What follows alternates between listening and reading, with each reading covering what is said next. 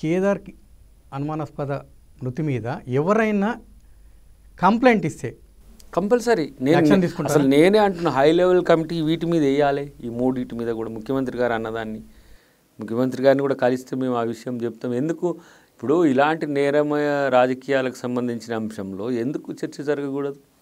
ముఖ్యమంత్రి స్థాయి నాయకుడు ఈరోజు చిట్చాట్లో ఈ విషయాలని మీతో డిస్కస్ చేసిండు మీడియాతో అంటే ఆషామాషిక అంశం ఏం కాదు కదా. రేపు ఇంకెవరైనా గిట్టిన వాళ్ళ మీద కేసులు వేసిన వాళ్ళు, ప్రశ్నించిన వాళ్ళను ఈ రకంగా వాళ్ళు మేము టార్గెట్. ఇప్పుడు లగచర్ల ఇన్సిడెంట్ ఏంది? నరేందర్ రెడ్డి ఫోన్ చూస్తే ఎవరు మాట్లాడిండ్రు లేదు, అక్కడ కూడా రాజలింగమూర్తికి సంబంధించిన అంశంలో అక్కడ వాళ్ళతో సంబంధాల విషయంలో అది చుప్చాప్ అనుకుంటా. ఇప్పుడు బాధితులు చిన్న వ్యక్తులైనప్పుడు భయపడతారు. గంత డేర్ చేసి కాళేశ్వరం మీదనే పిటిషన్ వేసిండు అని అంటే మనోడు ఎంత డేర్ చేసి వేసి ఉంటాడు. ఆయన ల్యాండ్ గ్రాబర్ అని, ఆయన అదని ఇదని, ఆయన క్యారెక్టర్ అసాసినేషన్, చనిపోయిన మీద కూడా ఇంత చేసిండ్రు కదా. మరి ఇన్ని రోజులు ఎందుకు చచ్చిపోలే? రేపు కేసు అనగానే 2 రోజుల ముందే ఎందుకు చచ్చిపోయిండు? కేదార్నాథ్ది కూడా డ్రగ్ ఎడిక్టెడ్ సంథింగ్ అది అని అంటున్న పరిస్థితి. ఇన్ని రోజులు ఏం పోలే. ఎందుకు బినామీగా ఉన్న ఫ్రెండే ఎందుకు పోయిండని చెప్పి మరి కేటీఆర్ ఎందుకు వేయకూడదు అంటున్నా నేను. కేటీఆర్ ఎందుకు డిమాండ్ చేయలేదని మీ వర్షం ఎందుకు చేయకూడదు అంటున్నా. నీ ఫ్రెండ్ చనిపోతే ఎందుకు చనిపోయిండో కూడా వద్దా? ఫ్రెండ్ గురించి కూడా పట్టించుకోకుండా ఉంటారా? ఇక ఫ్రెండ్ గురించి కూడా పట్టించుకోని వాళ్ళు మీరు రాష్ట్రం గురించి, రాష్ట్ర ప్రజల గురించి ఏం పట్టించుకుంటారు? నీ సొంత ఫ్రెండు నీ బినామీ అంటో లేకపోతే నీ ఆర్థిక లావాదేవీల్లో పార్ట్నర్ అనుకో. బినామీ ఏంది? అనుమానాస్పద స్థితిలో ఉంటే ఎందుకు మీరు పట్టించుకోవట్లేరు అని ముఖ్యమంత్రి గారు అడిగిండు.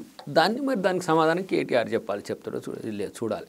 ఇన్ కేస్ ఆఫ్ ఒకవేళ కేసు పెడితే మీరు ఎలాంటి కమిషన్ ఎంక్వైరీ చేసే అవకాశాలు ఉంటుంది? జ్యుడిషియరీ లాంటి అధికార ప్రతినిధిగా మీరు ఒక వర్షం చెప్తే ప్రజలందరికీ ఒక క్లారిటీ ఉంటుంది. జ్యుడిషియరీ కమిషనే వేద్దాం, దానికి నష్టమే ఉంది. ఒక సిట్టింగ్ జడ్జితో కూడిన కమిటీ వేయవచ్చు. ఈ హత్యల మీద ప్రత్యేకించి ఇవి ఏంటంటే స్టేట్ స్పాన్సర్డ్ క్రిమినాలిటీ అనేది సమ్టైమ్స్ డేంజర్. అధికారంలో ఉన్నప్పుడు వాళ్ళు చేసినవి చాలా అట్లా చేసిండ్రు, అయిపోయినాక బయటపడితే ఎట్లా అని మిగిలిన వాళ్ళ పట్ల కూడా ఉదాసీనంగా ఉంటే వీళ్ళు చేపిస్తున్నా వేడేటోడు చేస్తుంటే ఆ విషయం పక్కన పెట్టు, వీళ్ళకు బాధ కలుగుతలేదు ఏందని. ఇప్పుడు అంతకుముందేమో పోలీసులే జర్నలిస్టులనైనా ఎవరినైనా సరే వాళ్ళు నేరుగా పట్టుకపోవడం, వాళ్ళే చేయడం, అది ఆ క్రిమినాలిటీని ఎక్స్పోజ్ చేసిండ్రు. మాలాంటి వాళ్ళని కూడా తీసుకుపోయి జైల్లో పెట్టిండ్రు. అంటే స్టేట్ మన చేతిలో ఉంది కాబట్టి మనమే ఏం చేసినా నడుస్తుందని ఒకటి ఉన్నది. ఇప్పుడు ఎవరైతే ఆ రోజు అట్లాంటి అక్రమాలకు పాల్పడడానికి కారణభూతులైనరో వాళ్ళు చనిపోతున్నప్పుడు వాళ్ళకు బాధ లేదు. ఏంది ఇది? స్టేట్కి 2 రాష్ట్రాలకు కూడా తెలవాలి. ఇది తెలియకపోతే ఏమైందంటే ఇట్లనే రేపు ఇంకేదైనా జరగడానికి కూడా అవకాశం ఉంటుంది. కాబట్టి దాని మీద ముఖ్యమంత్రి గారు కూడా సీరియస్గా చెప్పి అందరికీ తెలియజేయడమే కాకుండా దాని మీద కూడా స్టేట్ సుమోటోగా ఇంట్రెస్ట్ తీసుకుంటే కూడా మంచిదే. లేకపోతే కేటీఆర్ని అడగమంటాం. మీరు అన్నిటి మీద పొద్దుగాలు వేస్తే ట్విట్టర్లో, టీవీలలో, పేపర్లలో అడుగుతాడు కదా, మరి ఇది ఎందుకు అడుగుతలేడు సొంత ఫ్రెండ్? ఇక్కడ ఇంకోటి విషయం, రీసెంట్గా లాస్ట్ మంత్ కొద్ది రోజుల క్రితం ఒక బినామీ, 1000 కోట్ల బినామీ ఒక మినిస్టర్కు, ఎక్స్ మినిస్టర్కు, ప్రజాప్రతినిధికు, ఎవరికో ఒక బినామీ చెప్పా పెట్టకుండా దుబాయ్కి వెళ్ళాడు 1000 కోట్లతోని అని. ఇతనైతే కాదు కదా?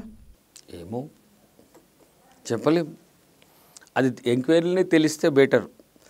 అన్నిటికంటే ఎక్కువ ఏంటంటే 1000 కోట్లు లేకపోతే 100 కోట్లు అనేది గత ప్రభుత్వంలో ఉన్న వాళ్ళకు చాలా సింపుల్ ఇష్యూ అయిపోయింది. అంటే ఏ రకంగా రాష్ట్రాన్ని భ్రష్టు పట్టించిండ్రో మనకు అర్థమవుతున్నది.